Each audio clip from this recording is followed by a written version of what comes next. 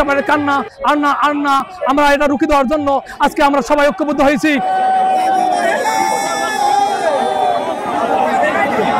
আমরা সকলে আজকে তিস্তা পারে সমবেত হয়েছি। এর আগেও আমরা ফেব্রুয়ারি মাসে মোট 11টি পয়েন্টে আমরা তিস্তার চরে অবস্থান নিয়েছিলাম, রাত্রি যাপন করেছিলাম।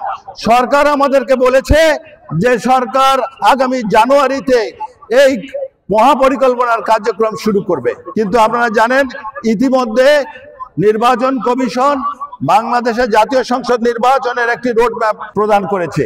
এই রোডম্যাপ অনুযায়ী ডিসেম্বরে তফসিল ঘোষণা হবে এবং ফেব্রুয়ারির 15 তারিখের মধ্যে সাধারণ নির্বাচন হবে। অতএব দেশ এখন নির্বাচনী ট্রেনে উঠে গেছে।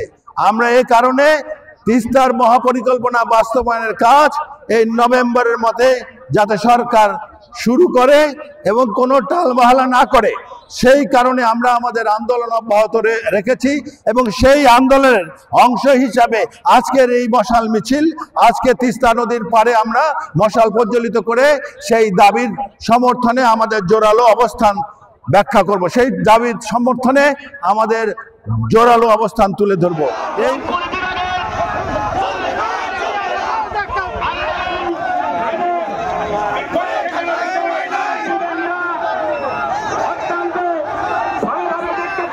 তিস্তা পারে মশাল র্যালি করলাম, যার আমরা এই সরকারকে বলবো দ্রুত তিস্তা মহাপরিকল্পনা বাস্তবায়ন করার জন্য।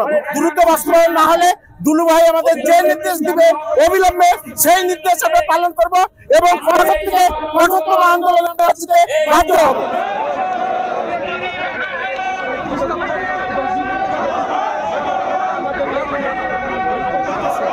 নদীর তীরে মশাল প্রজন্ম তৈরি করে একটি সাড়া দেওয়া হলো দেশ এবং বিদেশে।